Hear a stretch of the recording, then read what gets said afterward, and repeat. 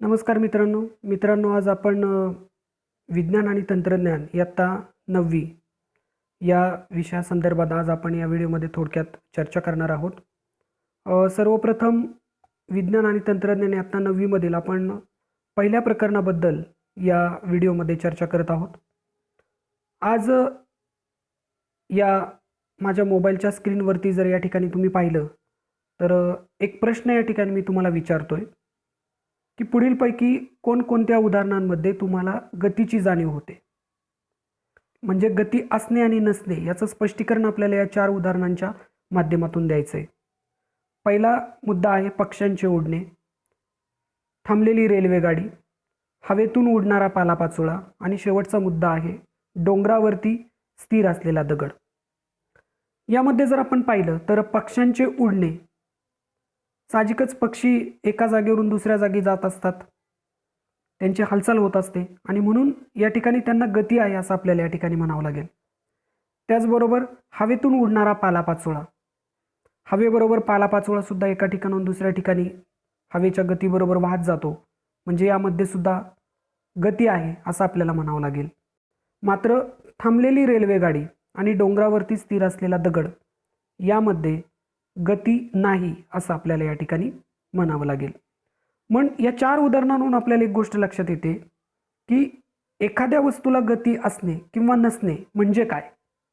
तर एखाद्या वस्तूला गती असते म्हणजे ती वस्तू सभोवतालच्या इतर वस्तूंच्या संदर्भात जर आपली जागा बदलत असेल तर ती वस्तू गतिमान आहे असे म्हणतात.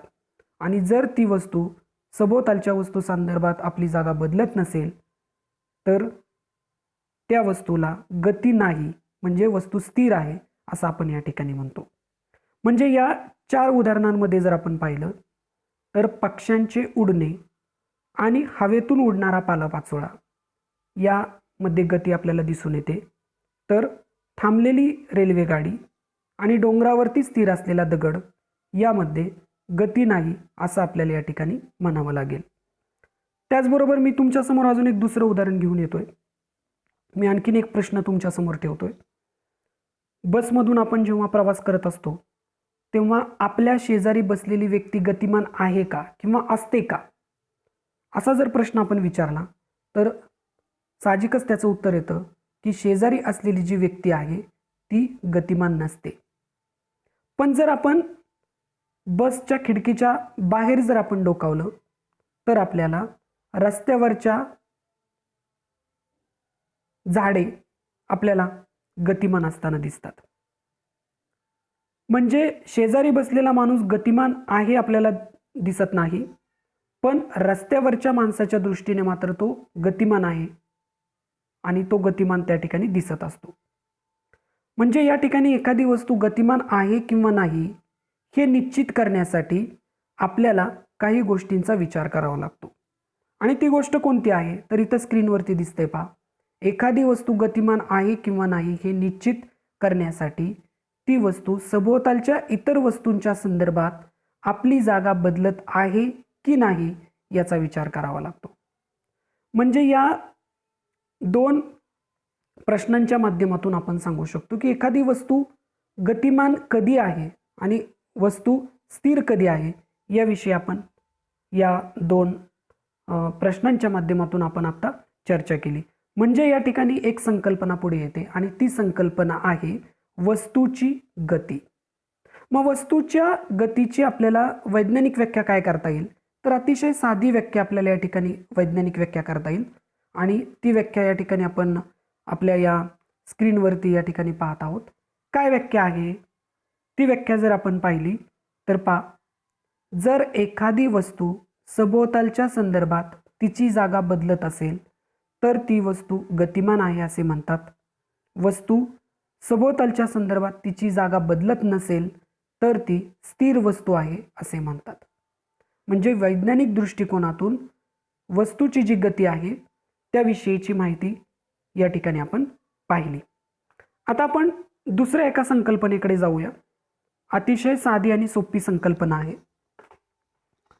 या मोबाईलच्या स्क्रीनवरती तुम्हाला एक चित्र दिसत आहे आणि 2 प्रकारची चित्र आहेत. एक आहे अचित्र, बघा या ठिकाणी अचित्र आपल्याला दिसतंय आणि त्या चित्रामध्येच असलेलं एक आ चित्र, हे आ चित्र आपल्याला दिसतंय. आपण आ चित्राबद्दल स्पष्टीकरण पाहूया. शीतल आणि प्रशांतचं घर आपल्याला या ठिकाणी या चित्रामध्ये दिसतंय पहा. त्याचबरोबर आपल्याला या चित्रामध्ये काय दिसतंय तर संगीताचे घर दिसतंय आणि आणखीन एक आपल्याला दिसतंय ती म्हणजे शाळा. या चित्राबद्दल आपण बोलत असताना शीतल आणि प्रशांत हे दोघेही शाळेमध्ये निघालेले आहेत. मात्र शीतल ही तिच्या मैत्रिणीच्या घरी म्हणजे सुरुवातीला संगीताच्या घरी जाते पा आणि संगीताच्या घरी जाऊन संगीताला बरोबर घेऊन ती पुढे शाळेमध्ये जाते. मात्र प्रशांत जो आहे तो त्याच्या घरामधून निघतोय आणि तो थेट शाळेमध्ये जातोय. मग चित्रामध्ये जर आपण पाहिलं तर शीतल सुरुवातीला संगीताच्या घरी जाते, म्हणजे त्यावेळेस ती तिच्या घरापासून 500 मीटरचं अंतर कापते आणि संगीताला बरोबर घेऊन संगीताच्या घरापासून ती शाळेपर्यंत 1200 मीटरचे अंतर त्या ठिकाणी कापते. म्हणजे शीतलला शाळेपर्यंत संगीताच्या घराच्या माध्यमातून जात असताना एकूण 1700 मीटरचं अंतर कापावं लागते. तर प्रशांत हा त्याच्या घरापासून थेट शाळेमध्ये जात असताना फक्त 1300 मीटरचे अंतर त्या ठिकाणी कापतोय. मग या चित्रामध्ये जर आपण पाहिलं तर काही प्रश्न आपल्याला या ठिकाणी निर्माण होतात आणि ते प्रश्न काय निर्माण होतात तर त्यामध्ये पहा, आपल्याला सर्वात जास्त अंतर कुणी कापले असा प्रश्न निर्माण होतो आणि साहजिकच त्यामध्ये आपल्याला सांगावं लागेल की शीतल तिने 1700 मीटर अंतर कापलेलं आहे आणि प्रशांतने शाळेपर्यंत जात असतानाचे फक्त 1300 मीटर अंतर कापलेलं आहे. म्हणजे दोन अंतरांमधील फरक हा 400 मीटर आहे. म्हणजे साहजिकच या ठिकाणी आपल्याला सांगावं लागेल की शीतलने प्रशांतपेक्षा कापलेले जे अंतर आहे ते या ठिकाणी जास्त आहे. म्हणून या चित्रामध्ये जर आपण पाहिलं तर एक संकल्पना आपल्या पुढे निर्माण होते आणि ती म्हणजे की अंतर म्हणजे काय. तर काय सांगता येईल, एक साधी व्याख्या आपल्याला इथं स्क्रीनमध्ये दिसते पहा. अंतर म्हणजे काय तर अंतर म्हणजे दोन बिंदू दरम्यान गतिमान असताना वस्तूने प्रत्यक्ष केलेले मार्गक्रमण म्हणजेच प्रत्यक्ष आक्रमिलेल्या मार्गाची लांबी होय. अतिशय साधी व्याख्या आहे अंतराची. अंतर म्हणजे दोन बिंदूंच्या दरम्यान गतिमान असताना वस्तूने प्रत्यक्षपणे केलेले मार्गक्रमण म्हणजेच अंतर होय. या राशीला परिमाण असते पण दिशा नसते. अंतराचे SI एकक मीटरमध्ये व्यक्त केले जाते तर अंतराचे CGS एकक हे सेंटीमीटरमध्ये व्यक्त केले जाते.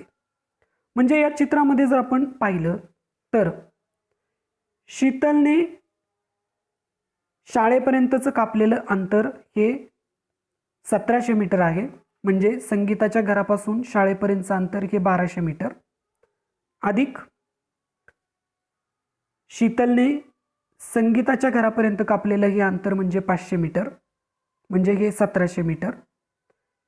म्हणजे शीतलने शाळेपर्यंत कापलेले अंतर हे 1700 मीटर आहे तर प्रशांतने शाळेपर्यंत कापलेले अंतर हे 1300 मीटर आहे.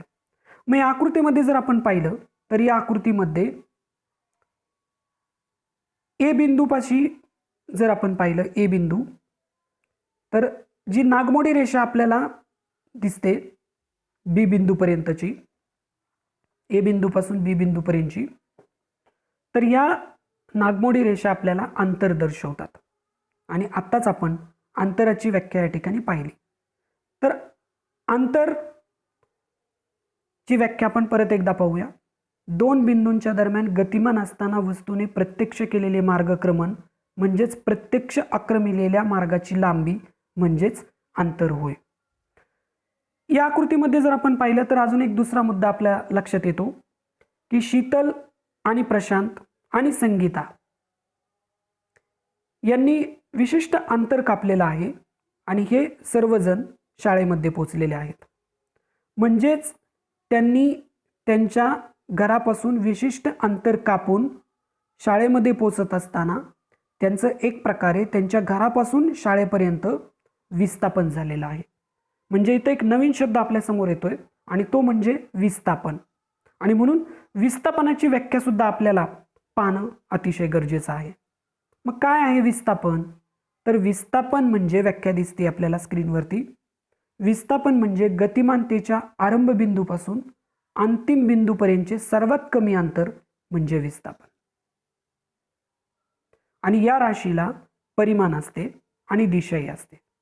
विस्थापनाचे SI एकक मीटर आहे आणि CGS एकक हे सेंटीमीटर आहे. अतिशय साध्या आणि सोप्या भाषेतली ही व्याख्या आहे विस्थापनाची. विस्थापन म्हणजे गतिमानतेच्या आरंभ बिंदूपासून अंतिम बिंदूपर्यंतचे सर्वात कमी अंतर म्हणजेच विस्थापन होय. आणि विस्थापनाचे SI एकक हे मीटर आहे तर CGS एकक हे सेंटीमीटर आहे. म्हणजेच या आकृतीमध्ये आपल्याला दोन संकल्पना स्पष्ट करता येतील. एक म्हणजे अंतर आणि दुसरी म्हणजे विस्थापन. या आकृतीमध्ये जर आपण पुन्हा एकदा चर्चा करूया, आकृतीमध्ये आपल्याला दिसतंय बिंदू A आणि बिंदू B.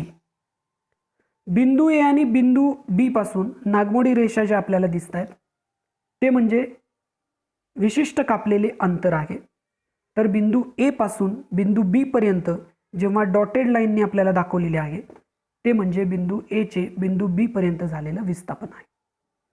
या आकृतीमध्ये आपल्याला तेच दिलेलं आहे की शीतल, प्रशांत आणि संगीता यांनी कापलेलं अंतर आणि त्यांचं झालेलं विस्थापन या आकृतीच्या माध्यमातून आपल्याला चर्चा करता येईल. म्हणजे शीतलने शाळेपर्यंत कापलेलं जे अंतर आहे ते आहे 1700 मीटर. म्हणजे सुरुवातीला संगीताच्या घरी गेली 500 मीटर आणि संगीताला बरोबर घेऊन शाळेमध्ये गेली शीतल, ते 1200 मीटर. म्हणजे 1200 मीटर अधिक 500 मीटर बरोबर 1700 मीटर शीतलने कापलेलं अंतर आहे. प्रशांत हा घरापासून निघाला आणि थेट शाळेमध्ये गेला, म्हणजे त्याने फक्त 1300 मीटर अंतर कापलेलं आहे. मग या आकृतीमध्ये आणखीन एक प्रश्न निर्माण होतो की संगीताने शाळेपर्यंत कापलेले अंतर किती? साहजिकच त्याचं उत्तर आपल्याला या आकृतीमध्ये दिसतंय. तुमचंही अगदी बरोबर आहे की संगीताने शाळेपर्यंत कापलेलं अंतर हे 1200 मीटर आहे. म्हणजेच या चित्राच्या माध्यमातून आपल्याला अंतर आणि विस्थापन या संकल्पना या ठिकाणी स्पष्ट होतात. तसेच त्यांचं आणखीन स्पष्टीकरण आपल्याला इथं स्क्रीनवरती सुद्धा देता येईल.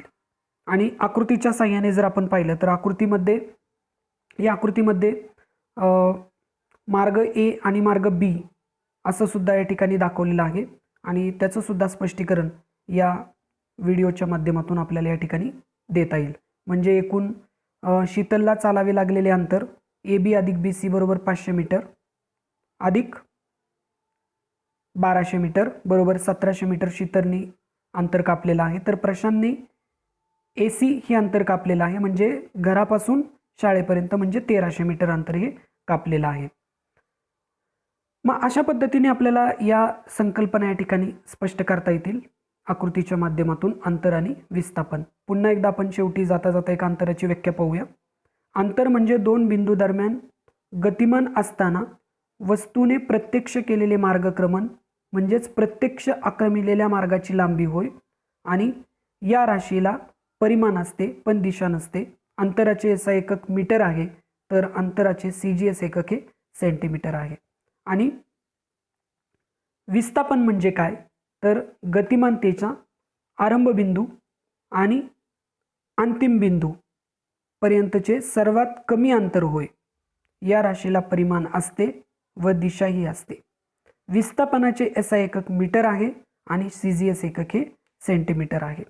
याच्यावरती जर आपण पाहिलं तर परीक्षेला आपल्याला अंतर आणि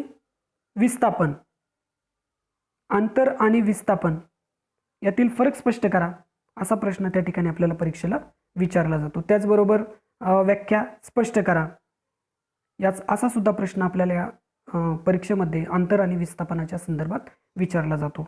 म्हणजे या व्हिडिओमध्ये आपण एक 3 संकल्पना आज पाहिलेल्या आहेत. एक म्हणजे वस्तूची गती म्हणजे काय, दुसरी संकल्पना अंतर आणि तिसरी संकल्पना विस्थापन. तुम्ही जर तुमचं पुस्तक उघडले आता 9वीचं तर पहिल्या प्रकरणामध्ये आपल्याला या सर्व गोष्टी या ठिकाणी पाहता येतील आणि व्यवस्थित वाचता सुद्धा येतील.